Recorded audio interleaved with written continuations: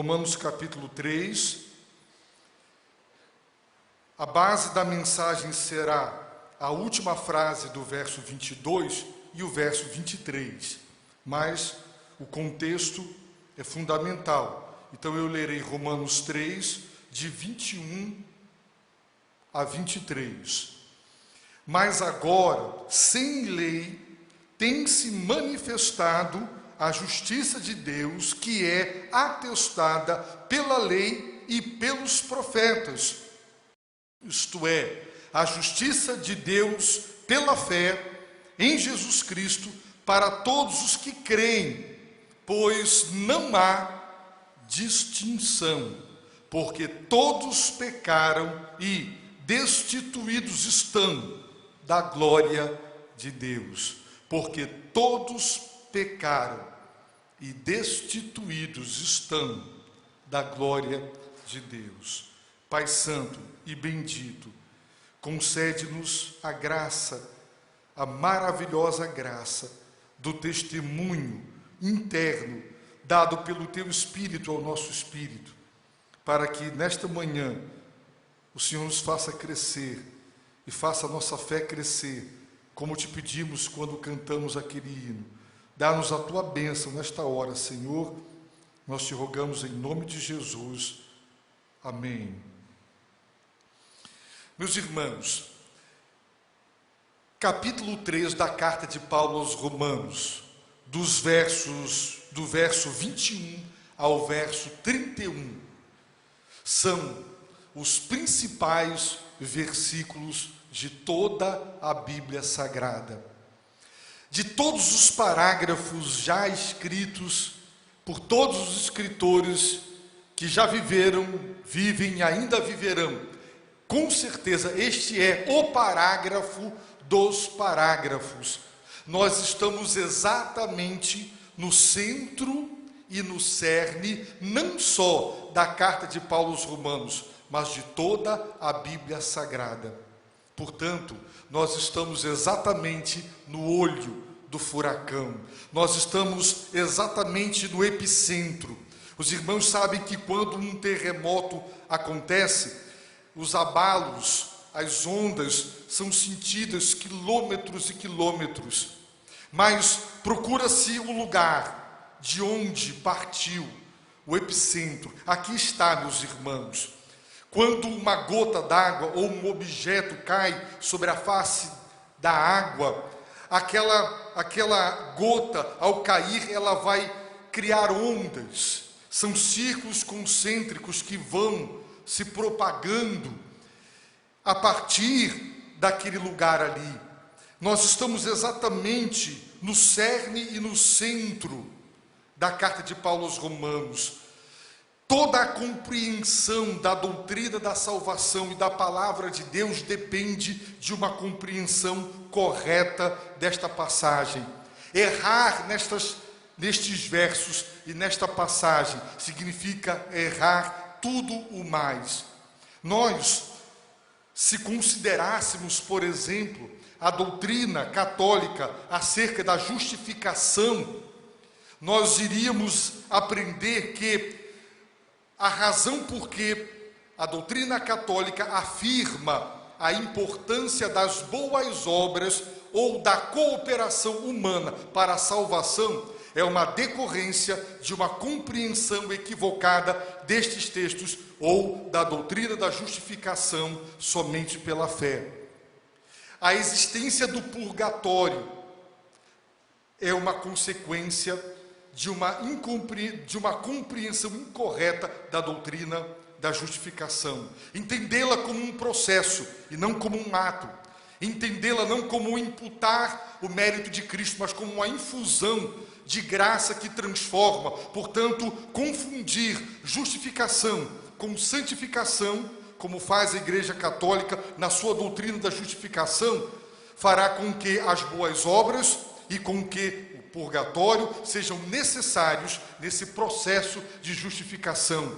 Por isso, quem se equivoca no entendimento da doutrina da justificação nunca terá paz. Paulo diz em Romanos 5, justificados, pois pela fé, temos paz com Deus. Esta paz, esta certeza de que somos absolvidos, não estamos mais condenados e entraremos no céu, esta segurança inabalável, inamovível do nosso coração, é produto da compreensão correta da doutrina da justificação pela fé. Dentre as denominações chamadas de evangélicas que pregam a perda da salvação, esta pregação é produto de uma interpretação também equivocada destes textos e da doutrina da justificação que aqui é ensinada. Por quê? Porque quando Deus justifica, não há mais condenação. Logo, não há pena mais a pagar. Portanto, para todo o sempre, pela graça de Deus por intermédio da fé, somos salvos para toda a eternidade. Portanto, compreender isso é fundamental. Não se trata de uma briga de teólogos sobre preposições ou significado de palavras. Trata-se de algo que é cerne, que é fundamento, que é alicerce. Errou aqui, erra em tudo mais. Por isso, nós estamos no âmago das Escrituras, não só da carta de Paulo aos Romanos, como disse, mas de toda a Bíblia Sagrada. São os versos mais importantes da Bíblia. Aqui está o parágrafo mais importante de toda a palavra de Deus. Portanto, meus irmãos, é preciso considerá-los atentamente, estudá-los de forma acurada, investigá-los de uma forma criteriosa, porque todo o alicerce de nossa doutrina está fundamentado nesta passagem das Escrituras Sagradas.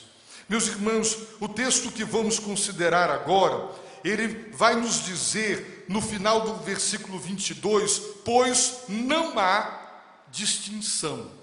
Observem bem, Paulo está dizendo que Deus manifestou, tornou pública, notória, conhecida a sua justiça.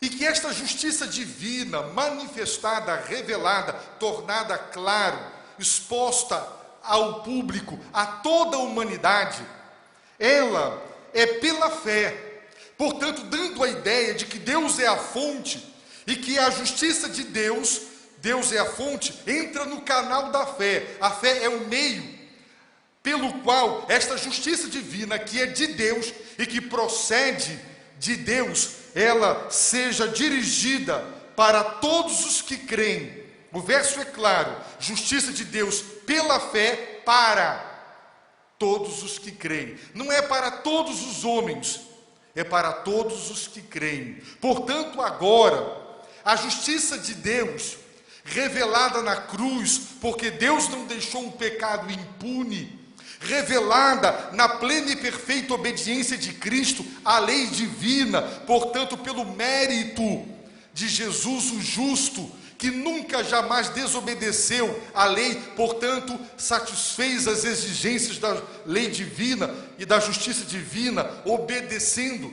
E também na cruz, quando ele paga a pena, satisfazendo as exigências da lei e da justiça divina, que não permite que o pecado seja perdoado sem ser antes devidamente punido e justamente punido, através desta justiça de Deus manifestada na vida de obediência de Cristo e na sua morte substitutiva e representativa para a nossa salvação. Essa justiça que é de Deus se torna dom de Deus, e ela procede de Deus por intermédio da fé, e ela é dirigida para todos os que creem, para quem tem fé. Portanto, Deus justifica aquele que crê e lhe dá o dom da justiça por intermédio da fé.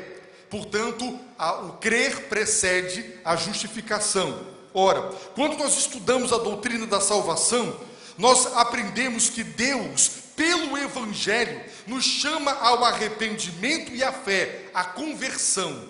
No entanto, mortos em delitos e pecados, somos incapazes de responder positivamente a esta chamada divina por intermédio da proclamação do Evangelho, ou seja, somos incapazes de nos arrepender e crer. Mas o mesmo Evangelho que nos chama a conversão é poder de Deus para a nossa regeneração. Então, quando Deus nos regenera, nos faz nascer de novo, Ele nos capacita, dando-nos ouvidos para ouvir, coração para crer, Ele nos capacita ao arrependimento e à fé. Então, quando respondemos à chamada ao arrependimento e à fé, arrependendo e crendo, Deus cumpre o que prometeu. Ele salva. Ele justifica, naquele momento Ele perdoa todos os nossos pecados, e Ele nos declara inocentes diante dos seus olhos, sem culpa, portanto sem condenação, e com os méritos da obediência de Cristo, e com direito à vida eterna. Isso é a justificação. Então, meus irmãos, esta justificação é dom de Deus para aquele que crê, para o crente. E quando Paulo está dizendo, pois não há distinção, é porque no passado, Deus fez distinção. Como? Deus elegeu Abraão e a sua descendência, o povo de Israel, fez um pacto com eles e lhes deu a revelação especial, a Bíblia Sagrada. Essa revelação não fora dada a nenhuma outra nação, a nenhum outro povo.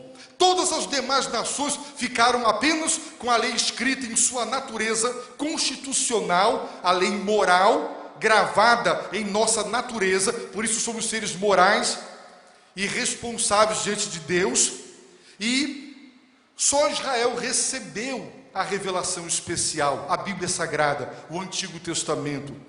Agora não há mais distinção. Deus não justifica mais somente aqueles que são judeus. Deus justifica aquele que crê. Se ele é judeu, alemão, se ele é palestino ou se ele é africano, se ele é egípcio ou brasileiro, não importa a nacionalidade, não importa a raça, não importa o sexo, masculino ou feminino, a condição política, social ou econômica, não importa mais nada. O critério para Deus justificar é por intermédio da fé, para aquele que crê. Então, quem crer em Jesus Cristo como Salvador e Senhor, será justificado, independentemente de ser ou não ser judeu. Não há mais distinção. Foi colocado abaixo. Por isso Paulo diz, no final do versículo 22, pois não há distinção. Muito bem, meus irmãos. E em seguida, verso de número 23, o apóstolo Paulo vai afirmar mais uma vez, porque todos pecaram. Qual foi o resultado do pecado de todos? Diz o texto, e destituídos estão da glória de Deus. Todos pecaram. Meus irmãos, se os irmãos abrirem agora as Escrituras, verão comigo no capítulo 5, verso 12, que esta mesma frase vai acontecer no final do versículo 12. Observem, Romanos 5, 12. Portanto, assim como por um só homem, e ele está se referindo a Adão, entrou o pecado no mundo, e pelo pecado a morte, assim também a morte passou a todos os homens, porquanto todos pecaram. De novo, a frase todos pecaram. Sabe qual é a diferença desta frase todos pecaram em Romanos 5,12 para a frase todos pecaram em Romanos 3,23? Em Romanos 3,23, o apóstolo Paulo está afirmando que cada e todo ser humano que há sobre a face da terra pecou. Aqui ele está falando sobre a universalidade do pecado. Todos pecaram. Quem for condenado, será condenado porque pecou. Em Romanos 5,12 agora, ele está dizendo que todos participaram da desobediência do primeiro homem. Quando Adão pecou, todos os seres humanos participaram do seu pecado, logo pecaram com ele. Nós temos aprendido, e quando considerarmos o capítulo 5, veremos isso de uma maneira exaustiva, que Deus imputou ou atribuiu a desobediência e o pecado de Adão a toda a humanidade. Depois, por graça e misericórdia, imputou ou atribuiu o pecado de toda a humanidade ao seu santo Filho Jesus. E imputou ou atribuiu aos que creem a justiça do seu Filho, para que sobre ela possa justificar os que creem. Portanto, meus irmãos, todos pecaram. Todos estão sob a ira de Deus, porque todos pecaram. Eu não irei parar no inferno, ou você, ou qualquer pessoa, porque Adão pecou. Também porque Adão pecou, mas todos pecaram. Todos. Paulo, meus irmãos, tem em Romanos capítulo 1, verso 16 e 17, a sua tese. Assim como numa dissertação de mestrado ou numa tese de doutorado, você apresenta a sua tese, e tudo o mais que você escreve tem o propósito de fundamentar a sua dissertação, a sua tese. Você quer provar que a ideia central que você está apresentando é verdadeira. Assim, tudo quanto Paulo escreveu depois de Romanos capítulo 1, verso 17, tem este propósito: provar que esta declaração é verdadeira. E lá, Paulo está dizendo, meus irmãos, que o Evangelho é o poder de Deus para a salvação. Porque no Evangelho, Deus está revelando, à medida que ele é pregado, a sua justiça. Ora, não há salvação sem justiça. E por que nós precisamos da justiça de Deus para sermos salvos? Porque o verso 18 diz que Deus também já está revelando a sua ira do céu sobre toda a impiedade e sobre toda a injustiça que os homens cometem. Porque os homens, eles suprimiram a verdade de Deus pela injustiça, ou a detiveram pela injustiça. Ora, se os homens não conhecessem a verdade, como poderiam ter suprimido algo que não conheciam? Paulo quer deixar claro, porque os gentios, membros da igreja de Roma, ao lerem a carta diriam: Deus não é justo. Como poderia condenar as nações se elas não o conheceram? E Paulo vai dizer: tanto conheceram que suprimiram a verdade de Deus pela injustiça. A prova está na revelação natural, porque dada através da natureza, ou geral, porque dado a todos. E o apóstolo vai mostrar que eles receberam conhecimento de Deus, mas rejeitaram o conhecimento de Deus que receberam. Pela revelação natural, pela criação e pela sua própria constituição moral, a sua consciência. Depois ele prova para os judeus que quem pecou sem lei perecerá e será julgado sem lei, mas quem pecou conhecendo a Bíblia, a revelação especial, o Antigo Testamento, a lei divina, perecerá também. Claro que deu muito mais trabalho provar que os judeus também estavam sob a ira de Deus do que os gentios, mas com maestria e com capacitação do Espírito, Paulo foi capaz, meus irmãos, de deixar isto absolutamente claro. Por isso, ele está tratando da justificação. Ora, a justificação, meus irmãos, é justamente o oposto da condenação. É importante entender que Paulo quer provar que todos são pecadores, logo estão justamente e devidamente condenados. Portanto, precisam do Evangelho, porque precisam da justificação, que Deus os absolva, que Deus os perdoe e os declare justos aos seus olhos. Mas ele reafirma de novo: todos pecaram, sem exceção. Todos precisam da justiça de Deus, porque a base da justificação é a justiça de Deus, e essa justiça é dada aos que creem. Então não há salvação sem justiça, não há justificação sem justiça, e é porque Deus faz da sua justiça seu próprio dom a cada um que crê, e é sobre isso que ele nos justifica e nos salva. Todos pecaram, e nós vamos ver o resultado, meus irmãos, do pecado. Mas antes de ver o resultado do pecado, é muito importante compreender exatamente o seguinte: O que é pecado? Ora, em 1 João 3, verso 4, está registrado que pecado é anomia. Em algumas traduções está escrito transgressão, mas literalmente nomos é lei, anomos é sem lei, ou seja, ilegalidade. Não está regularizado, não está de acordo com a lei de Deus, ou seja, a transgressão dos mandamentos de Deus. Em 1 Timóteo, capítulo 1, Paulo deixa claro que a lei não foi feita para o justo. Não existe justo, mas existem aqueles que pensam que são. A lei foi feita para o transgressor. Novamente ele vai usar a palavra anômios, aquele que está na ilegalidade. Em Romanos 2:23, o apóstolo diz assim para os judeus que se diziam salvos: tu que te glorias na lei, desonras a Deus pela transgressão da lei? O que é pecado? Pecado, meus irmãos, não é uma simples questão de quebrar uma regra. As pessoas querem diminuir a gravidade do pecado, tornando-o algo impessoal. Querem reduzir e limitar o pecado a quebrar uma norma, uma regra, apenas uma lei.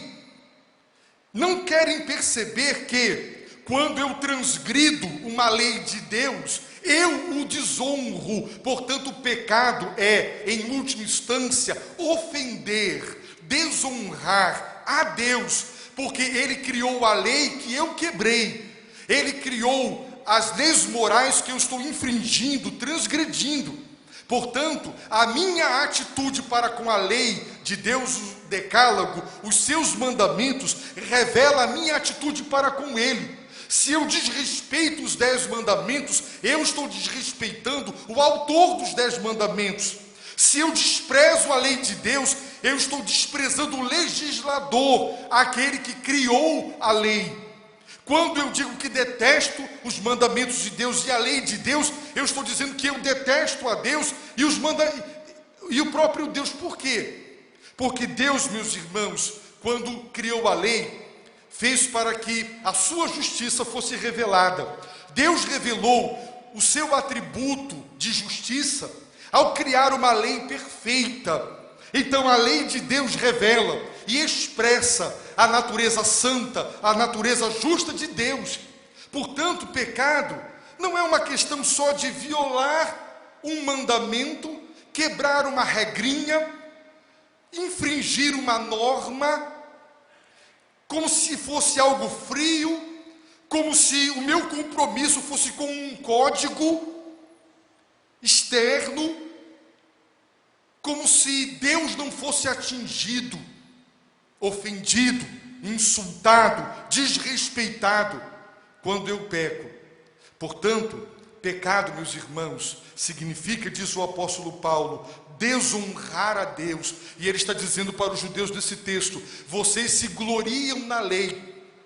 Como nós evangélicos, nós exaltamos tanto a palavra de Deus, afirmamos que ela é inspirada, que ela é inerrante, que ela é infalível, que ela é suficiente. Mas à medida que nós a exaltamos pelo que ela é, nós desonramos a Deus que a pronunciou a palavra, quando nós a transgredimos. Então pecado é insulto contra o ser de Deus. E isso, meus irmãos, é muito sério.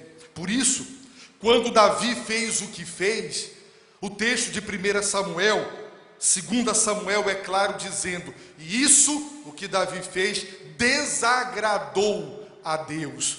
Então Deus pergunta a Davi: por que fizestes o que é mal diante dos meus olhos? O que é o mal e o bem? Quebrar a lei de Deus é fazer o mal.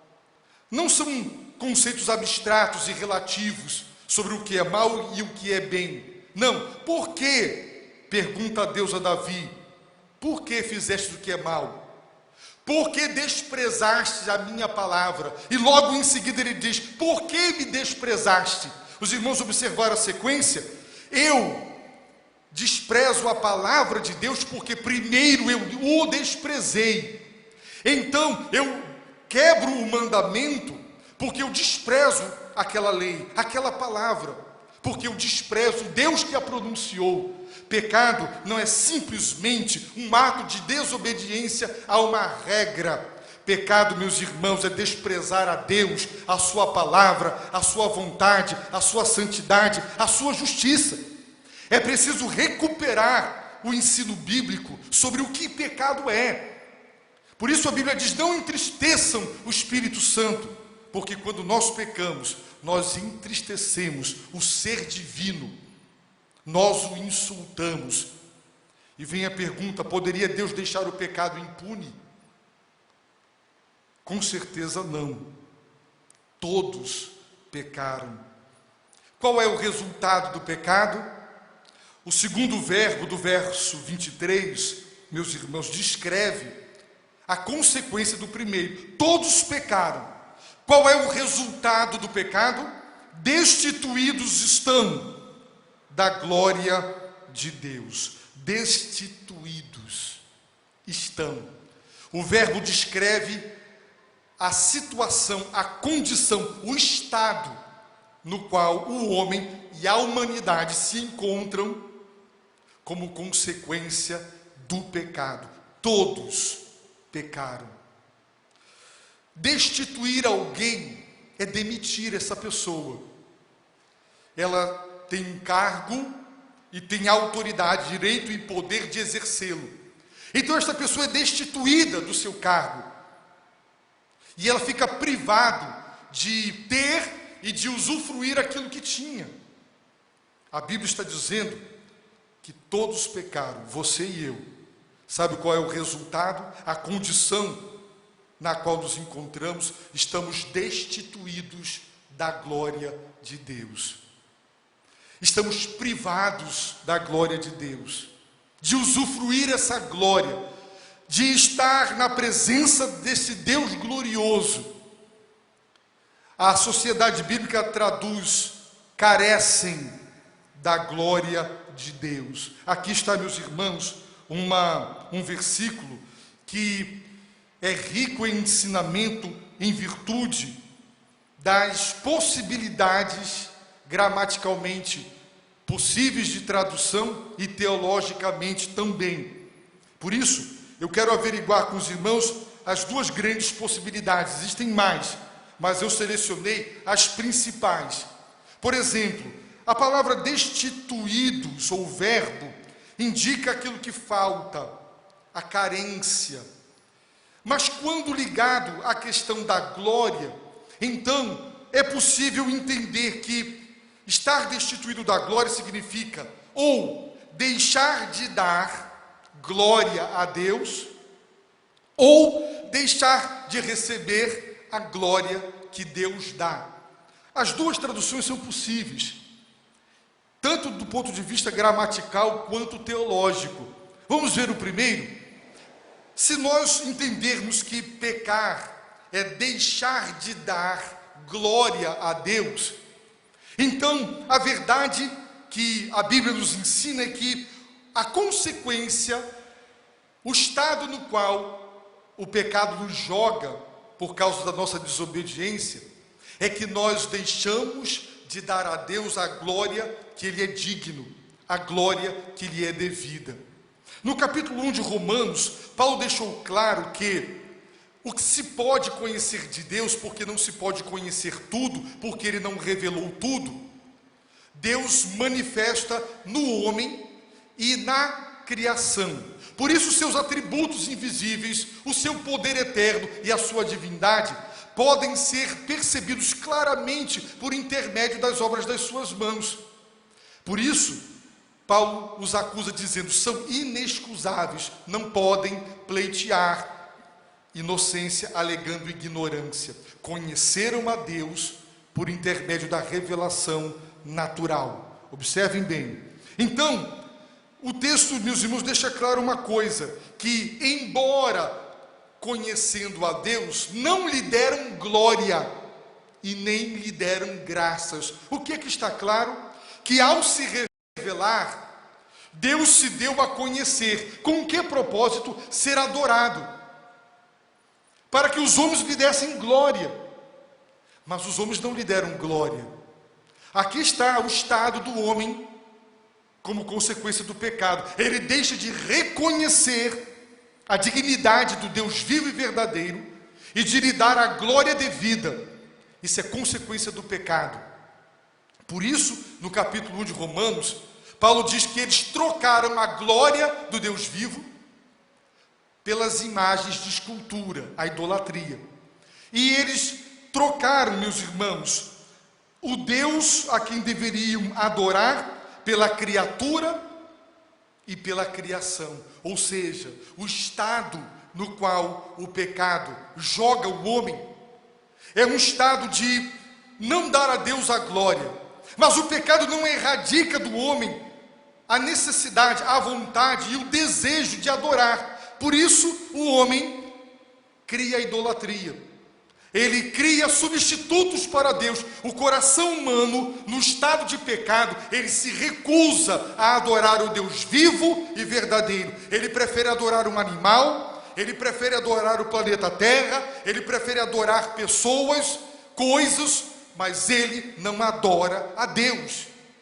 Isso está na Bíblia. E o mundo de idolatria que há na face da terra revela que a religiosidade, o culto, a religião estão presentes em toda a história da humanidade, em todas as culturas, mas nunca direcionada para o Deus vivo e verdadeiro, porque o pecado faz com que o homem deixe de dar glória ao Deus único, ao Deus vivo, ao Deus verdadeiro. E ele dá glória a Satanás, ele dá glória à natureza, ele dá glória ao homem, mas ele não dá glória a Deus.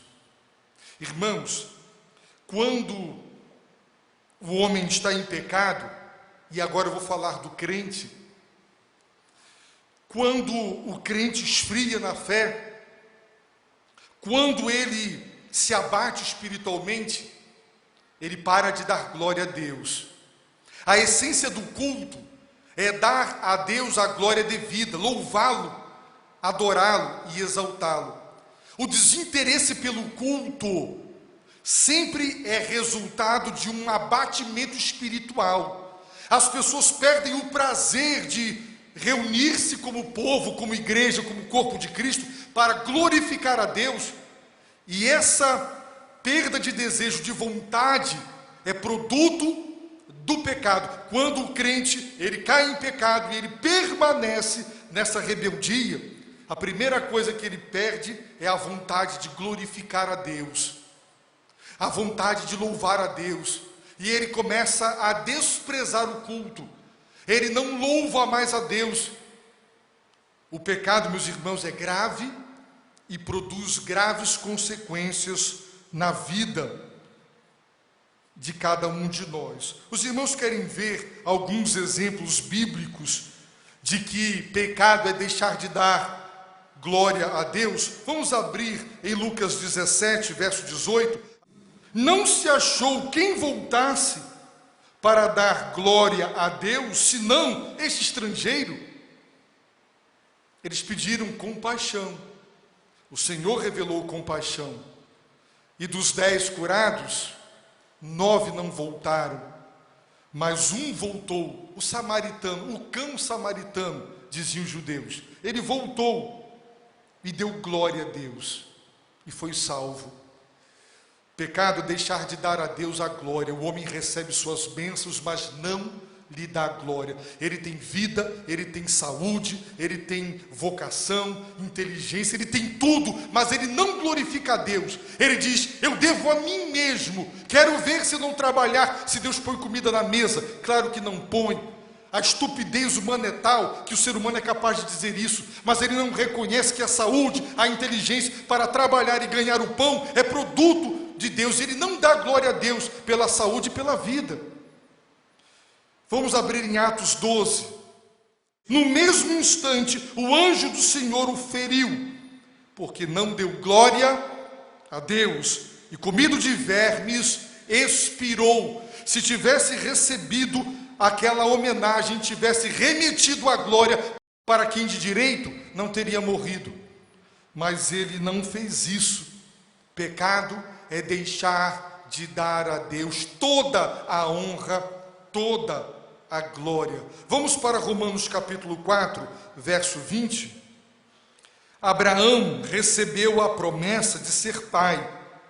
Contudo, à vista da promessa de Deus, não vacilou por incredulidade. Antes, foi fortalecido na fé, dando glória a Deus. Os irmãos observem que o produto da fé é dar glória a Deus.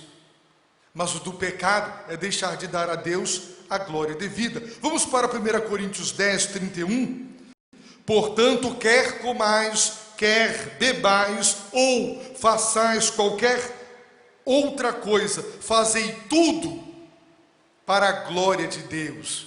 Ou seja, tudo o que eu faço deve ser um ato de culto. Até tomar um copo d'água, não há nada mais simples do que pegar um copo de plástico, chegar no bebedouro, enchê-lo e tomá-lo. Não há nada mais simples.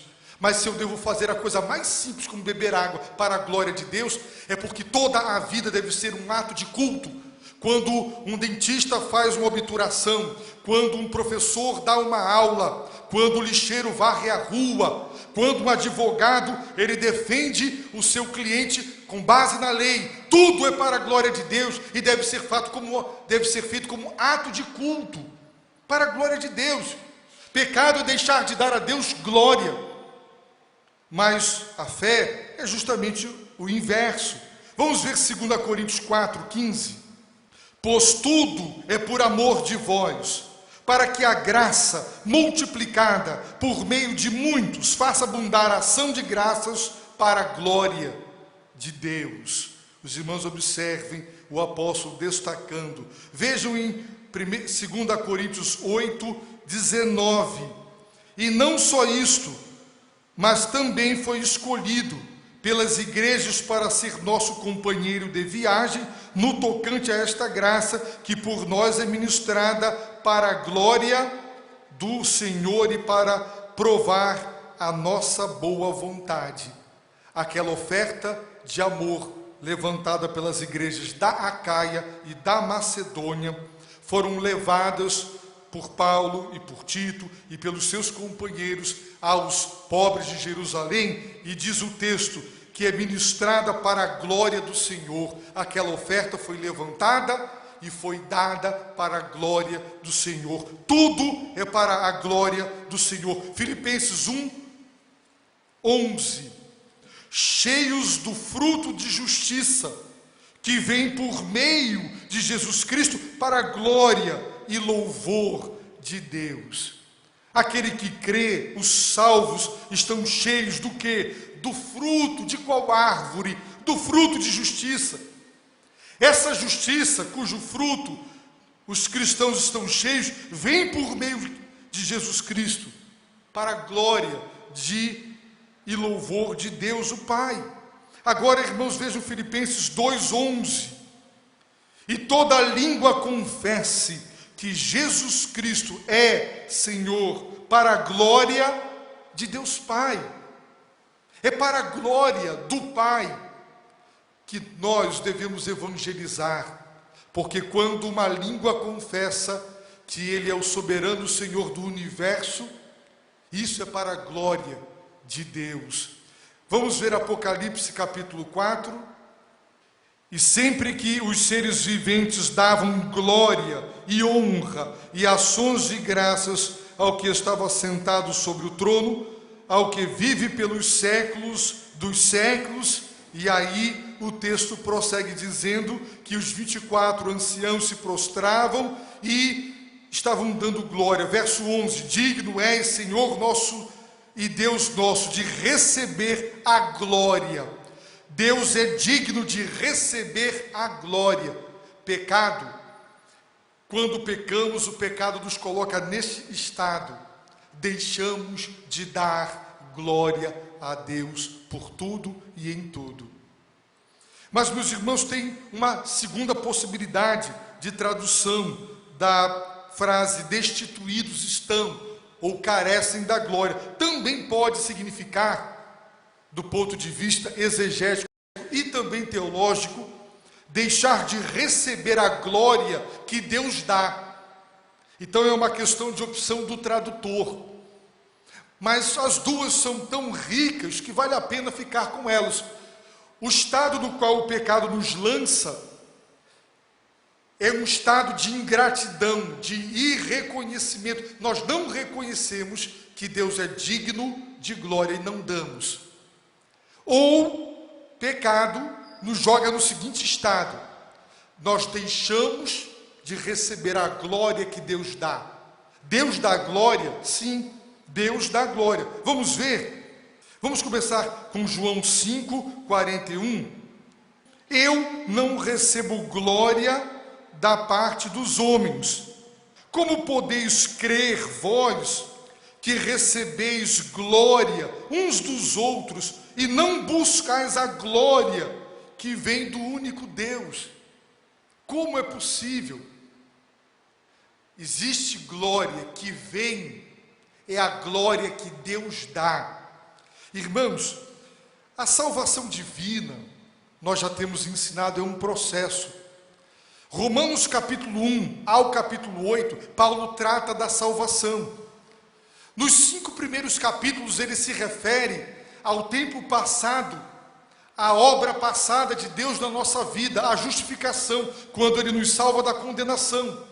Então, ele vai entrar na doutrina da santificação. Deus nos salva do controle, do domínio, do poder escravizador do pecado. E em Romanos 8, ele vai tratar da glorificação. Deus nos salvará da própria presença do pecado, porque Ele nos dará glória, Ele nos glorificará, Ele consumará a obra, a boa obra que Ele começou em nós. Então, tendo isso na mente, vamos ver os outros versos. João 8:50. Eu não busco a minha glória, há quem a busque e julgue, e é Deus o Pai. Veja João 12:43. Porque amaram mais a glória dos homens do que a glória de Deus, a glória que Deus dá. Os salvos amam a glória, e nós vamos ver agora em Romanos 2, capítulo 2, versos 7 e 10, que Deus julgará a todos segundo a obra de cada um, e diz o texto que Ele dará a vida eterna, Romanos 2:7, aos que com perseverança em fazer o bem procuram glória, procuram honra, procuram incorrupção. Verso 10, glória, porém, e honra e paz a todo aquele que pratica o bem. Então, está claro nas Escrituras que Deus dá glória. 1 Pedro 1:7, para que a prova da vossa fé, mais preciosa do que o ouro que perece, embora provado pelo fogo, redunde para louvor, glória e honra na revelação de Jesus Cristo. A fé provada e aprovada, assim como o fogo prova o ouro, a fé aprovada na prova redundará quando Jesus se revelar do último dia para louvor, glória e honra. Deus dará glória, porquanto Ele recebeu de Deus Pai honra e glória, quando pela glória magnífica lhe foi dirigida a seguinte voz: este é meu Filho amado, em quem me comprazo. Ele recebeu de Deus Pai honra e glória no monte da transfiguração. Eu reservei os principais versículos sobre a glorificação para ver com os irmãos agora. Veja Romanos capítulo 5, verso 2.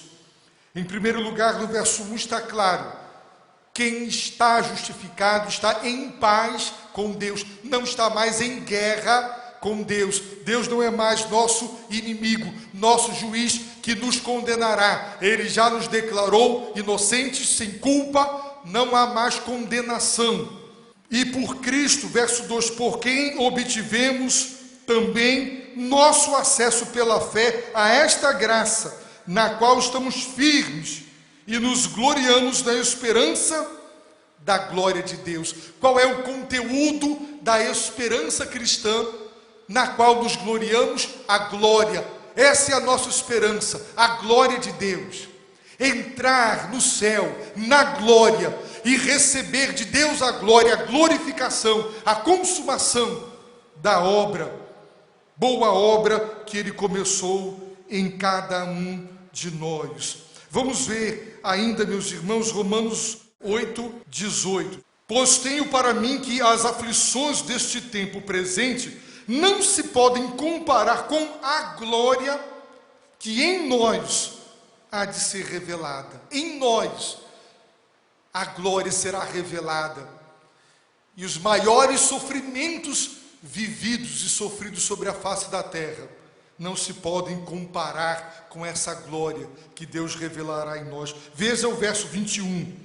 Na esperança de que também a própria criação há de ser liberta do cativeiro da corrupção para a liberdade da glória dos filhos de Deus. Não só os filhos de Deus receberão glória, mas toda a criação, o universo, será liberto à salvação de Deus, abrangerá não só o homem, mas toda a obra das mãos de Deus. Todo o universo aguarda para a liberdade da glória dos filhos de Deus. 1 Coríntios 2:7. Mas falamos a sabedoria de Deus em mistério, que esteve oculta, a qual Deus pré-ordenou antes dos séculos para a nossa glória. A sabedoria de Deus é Jesus. Ela foi pré-ordenada na eternidade, antes dos séculos. Sabe com que propósito? Para a nossa glória, para que nós fôssemos glorificados.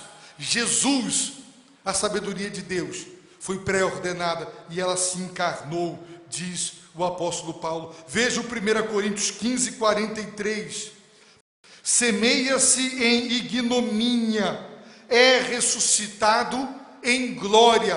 O nosso corpo, meus irmãos, ou envelhecido, pela falência múltipla dos órgãos, não funcionam mais porque já estão cansados e envelhecidos, ou uma enfermidade corrompeu, deteriorou o nosso corpo. Como é que nós somos mortos? Como é que nós somos sepultados? Porque a Bíblia compara o sepultar a uma semeadura. O nosso corpo é semente, e o que se semeia é um corpo em ignomínia, mas é ressuscitado em glória. É assim que seremos ressuscitados em glória, em corpos glorificados. 2 Coríntios 4:17. Porque a nossa leve e momentânea tribulação produz para nós cada vez mais, abundantemente, um eterno peso de glória. É isso que a nossa tribulação, considerada leve e momentânea, produz como uma indústria. Ela produz glória, que é pesada e é eterna, porque está sendo contrastada com a tribulação. Glória.